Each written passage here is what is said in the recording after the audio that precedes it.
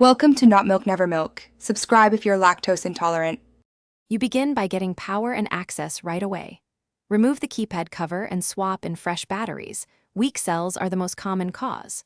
Once done, inspect battery contacts for corrosion and clean with a small brush or 90% alcohol.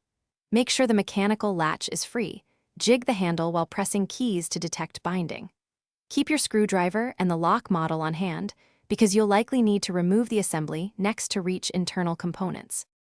Next, open the housing and inspect the internals carefully.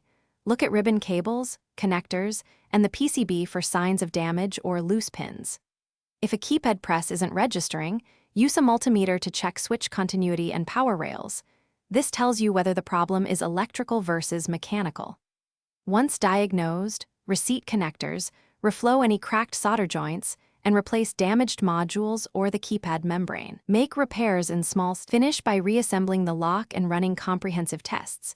Enter programming codes, run several lock/unlock cycles, and verify emergency key operation. Make sure the bolt aligns with the strike plate, adjust strike or latch, and apply light lubricant if it binds. If the actuator stalls, recalibrate or replace the motor module. If problems persist after these checks, perform the factory reset for your model as a last troubleshooting step. If that fails, replace the control board to restore reliable operation.